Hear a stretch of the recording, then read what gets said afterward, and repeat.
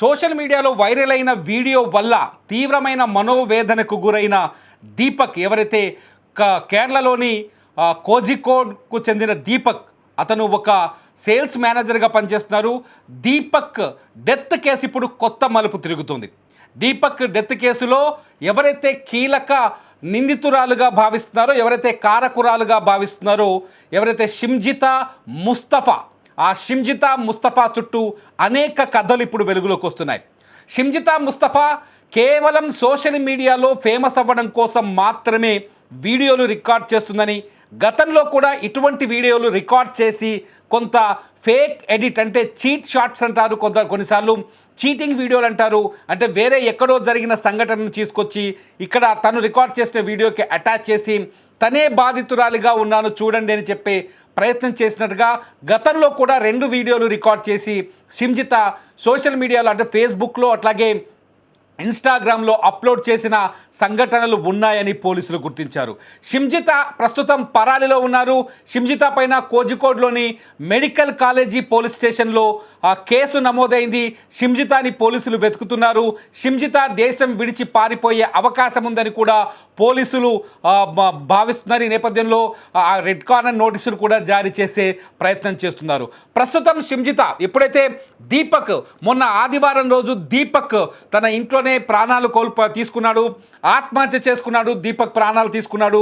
షిమ్జితా share చేసిన video viral అవ్వడంతో తన చుట్టాల ముందు, బంధువుల ముందు అవమాన భారాన్ని భరించలేక ప్రాణాలు కోల్పోయాడు. అసలు ఏం జరిగింది ఒకసారి ఈ మొత్తం సంఘటనలో సీక్వెన్స్లోకి వెళ్తే, పోయిన శుక్రవారం రోజు కోజికోడ్ నుంచి కన్నూరు వెళ్తున్న ఒక పబ్లిక్ సర్వీస్ బస్సులో, కోజికోడ్ నుంచి కన్నూరు వెళ్తున్న పబ్లిక్ బస్సులో గోవిందాపురంలో, కోజికోడ్ సమీపంలో ఉన్న గోవిందాపురంలో నివాసం ఉండే ఈ దీపక్ సేల్స్ మేనేజర్గా పనిచేస్తారు. అతను రెగ్యులర్గా బస్ ఎక్కినట్టే బస్ ఎక్కాడు. అదే బస్సులో షిమ్జితా ముస్తఫా అనే ఈ మహిళ కూడా బస్ ఎక్కింది.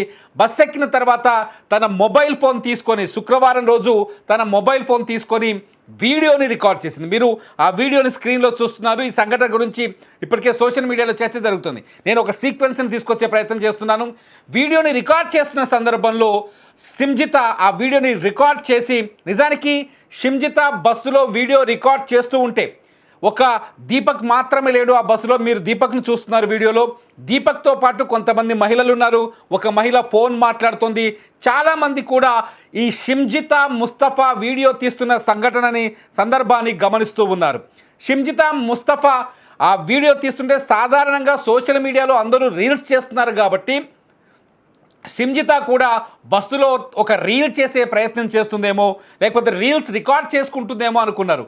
కానీ ఆ వీడియోను తీసుకెళ్ళి షిమ్జితా దీపక్ ప్రాణాలు తీసే వైరల్ వీడియోగా మారుస్తుందని ఎవరు అంచనా వేయలేకపోయారు. షిమ్జితా చూడండి, ఇప్పుడు ఈ సీన్లో చూడండి. షిమ్జితా ఈ వీడియోని పోస్ట్ చేసి దీపక్ ఉద్దేశపూర్వకంగానే తన శరీరాన్ని తాకుతున్నాడని వీడియో పోస్ట్ కింద ఆ టెక్స్ట్ పెట్టి వైరల్ చేసింది. అంటే షిమ్జితా చేసిన ఈ పని నిజానికి దీపక్ ఈ వీడియోలో చూస్తే మనకు అర్థమవుతుంది. అక్కడి నుంచి ముందుకెళ్ళే ప్రయత్నం చేస్తుంటారు, కానీ షిమ్జితానే అతన్ని తాకుతున్నట్టుగా చాలా స్పష్టంగా అర్థమవుతుంది. ఇప్పుడు సోషల్ మీడియాలో మాట్లాడుతున్న వాళ్ళంతా ఈ విషయాన్ని కోట్ చేస్తున్నారు. షిమ్జితా ఉద్దేశపూర్వకంగా ఈ వీడియోని రికార్డ్ చేసి, ఆ వీడియోని ఎడిట్ చేసి, ఆ వీడియోని తీసుకెళ్లి తన సోషల్ మీడియా ఇన్స్టాగ్రామ్ అకౌంట్లో అప్లోడ్ చేసింది.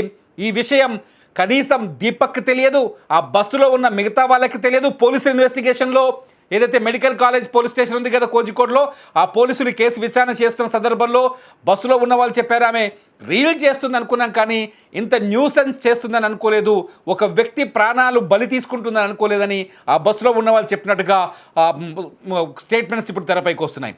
పోలీసులు కూడా ఆ బస్సుకు సంబంధించిన కండక్టర్ని, డ్రైవర్ని విచారించారు. బస్సులో షిమ్జితా చెప్తుంది, ఏదైతే రీల్ పోస్ట్ చేసినప్పుడు షిమ్జితా ఒక మాట చెప్పింది, బస్సులో గొడవ జరిగింది, దీపక్ని నేను అక్కడే నిలదీశానని చెప్పింది. నిజానికి ఆ బస్సుకు సంబంధించిన డ్రైవర్ కానీ కండక్టర్ కానీ పోలీసులకు ఇచ్చిన స్టేట్మెంట్లో ఎక్కడా గొడవ జరగలేదు, ఎటువంటి గలాట జరగలేదు, బస్సు సాధారణంగానే వెళ్ళిపోయింది. నిజానికి ఇటువంటి ఒక రీల్ మా బస్సులో రికార్డ్ అయిందనే విషయం కూడా మాకు తెలియదు, ఇటువంటి ఒక వీడియో రికార్డ్ అయిందనే విషయం కూడా తెలియదు, ఆ మహిళ గొడవ చేసిన సందర్భం కూడా అక్కడ లేదని పోలీసులకు వాళ్ళు ఇచ్చిన వాంగ్మూలంలో తెలిపింది. అంటే ఇక్కడ చాలా స్పష్టంగా షింజిత కేవలం దీపక్ లాంటి పురుషులను టార్గెట్ చేసి, దీపక్ లాంటి వ్యక్తులను టార్గెట్ చేసి వీడియోలు రికార్డ్ చేసి, ఆ వీడియోల ద్వారా ఈ షింజిత ముస్తఫా సోషల్ మీడియాలో ఫేమస్ అవ్వాలనుకొని, వైరల్ అవ్వాలనుకొని వీడియో చేసినట్టుగా పోలీసులు ఇప్పుడు అర్థం చేసుకుంటున్నారు. పోలీసుల ఆదేశాల్లోనే ఈమె పైన కేసు నమోదు చేశారు. దీపక్ ఈ వీడియో రికార్డ్ చేసింది ఎప్పుడంటే మొన్న శుక్రవారం రోజు, లాస్ట్ వీక్ శుక్రవారం రోజు ఈ వీడియోని షింజిత రికార్డ్ చేసింది. అంటే శుక్రవారం అంటే మనకు 17వ తేదీ, జనవరి 17వ తేదీ, జనవరి 16వ తేదీ, జనవరి 17వ తేదీ నెక్స్ట్ సాటర్డే రోజు, నిజానికి ఆ రోజు సాటర్డే రోజు దీపక్ పుట్టినరోజు కూడా. చాలా విషాదకరమైన విషయం ఇది. శుక్రవారం రోజు షింజిత బస్సులో ఈ వీడియోని రికార్డ్ చేసింది. శనివారం రోజు దీపక్ పుట్టినరోజు, ఆ రోజు వీడియో వైరల్ అయ్యింది. ఆదివారం రోజు దీపక్ ప్రాణాలు తీసుకున్నాడు. నిజంగా దీపక్ తల్లిదండ్రుల కన్నీళ్లను చూస్తే నిజంగా బాధేస్తుంది. ఆ కుటుంబం బోరున విలపిస్తోంది. ఎటువంటి తప్పు చేయని నా కొడుకు ఊహించని శిక్ష వేసుకున్నాడు తనకు తాను. ఎటువంటి తప్పు చేయని నా కొడుకు మరణ శిక్ష విధించుకొని తనకు తాను ప్రాణాలు కోల్పోయాడు. ఫలితంగా మా కుటుంబం రోడ్డున పడిందంటూ దీపక్ కుటుంబం ఇవాళ కన్నీళ్లు పెట్టుకుంటుంది. దీపక్ మరణం తర్వాత ఈ విషయం సోషల్ మీడియాలో వైరల్ అవ్వడం చాలాసార్లు చూసాం.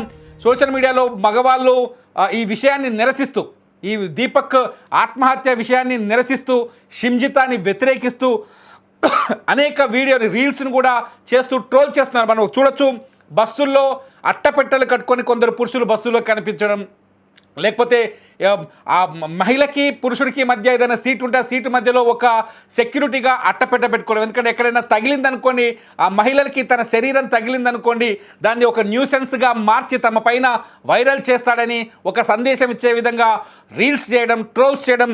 ఇటు చూడండి, ఏకంగా ఇదే కేరళలో ఒక ఎంటీ బస్సులో ఒక వ్యక్తి ఫుల్గా అట్టపెట్ట బాక్స్ పట్టుకొని వచ్చి బస్సులో నిలబడి నిరసన వ్యక్తం చేయడం. ఇలా నిరసన వ్యక్తం చేయడంతో ఈ కేసు వ్యవహారం, షింజిత చేసిన ఈ తప్పు, షింజిత చేసిన ఈ దుర్మార్గం ప్రజల్లోకి బలంగా వెళ్ళింది. సోషల్ మీడియాలో తీవ్రంగా చర్చ జరుగుతోంది. ఈ నేపథ్యంలో షింజిత తల ఎక్కడ దాచుకోవాలో తెలియక తను ఊరు నుంచి పారిపోయినట్టుగా పోలీసులు గుర్తించారు. షింజిత ఊరు నుంచి పారిపోయింది. షింజిత సోషల్ మీడియా అకౌంట్ని పరిశీలిస్తే పోలీసులు గతంలో ఆమె ఇటువంటి కొన్ని రీల్స్ చేసిందని, వాళ్ళు కనిపెట్టే లోపే డెలీట్ చేసిందని పోలీసులు చాలా స్పష్టంగా చెప్తున్నారు. అంతేకాదు, దీపక్కి షింజిత ఈ వీడియో రికార్డ్ చేసిన విషయం దీపక్ కూడా తెలియదు.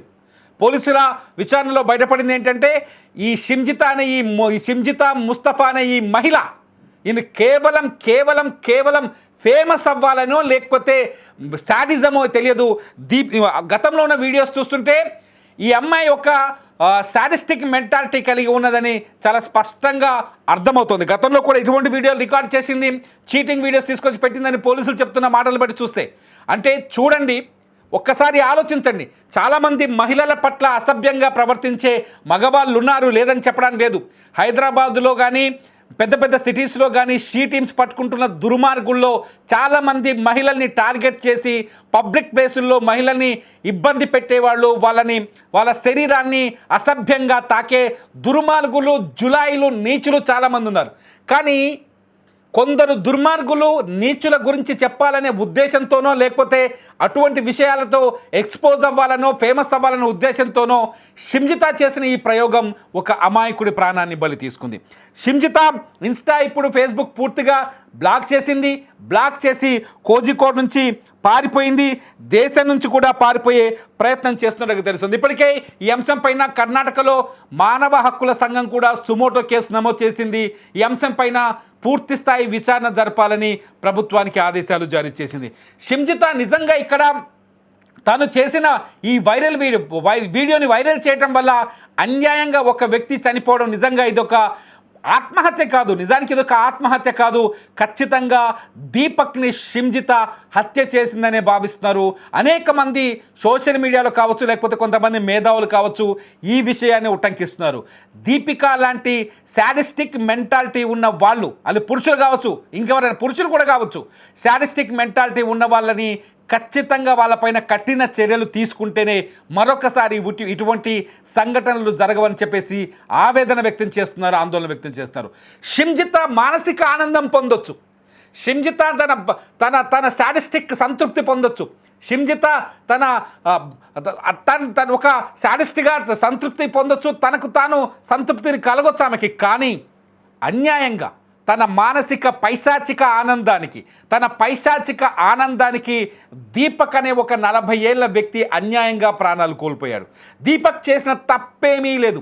శుక్రవారం రోజు దీపక్ ఆ బస్సు ఎక్కకుండా ఉండనుంటే షింజిత ఆ దీపక్ ఇవాళ ప్రాణాలతో ఉండేవాడేమో.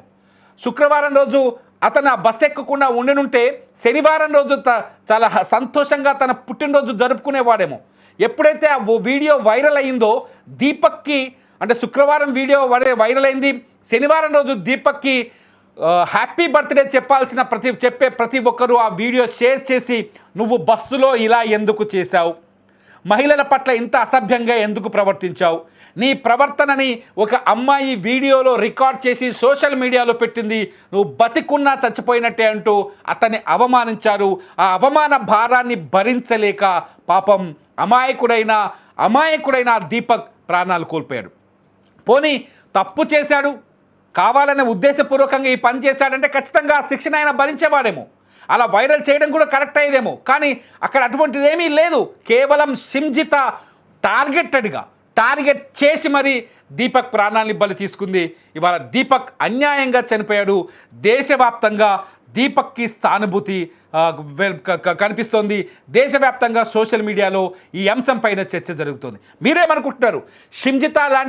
షింజిత ముస్తఫా లాంటి ఈ సాడిస్టిక్ మెంటాలిటీస్ని ఎలా కంట్రోల్ చేయాలి? చాలామందిని మనం సమాజంలో చూస్తూ ఉంటాం, చిన్న విషయాల్ని పెద్దగా చేసి, లేకపోతే జరగని విషయాన్ని జరిగిందని చెప్పి ప్రజల్లోకి తీసుకెళ్ళి పాపులారిటీ సంపాదించుకొని ఏదో హ్యాపీగా ఉండాలనో లేకపోతే ఏదో చేయాలని ప్రయత్నించే ఇటువంటి వాళ్ళని చాలామందిని రెగ్యులర్గా చూస్తూనే ఉన్నాం. ఇటువంటి వాళ్ళ పట్ల కఠిన చర్యలు తీసుకోవాలి.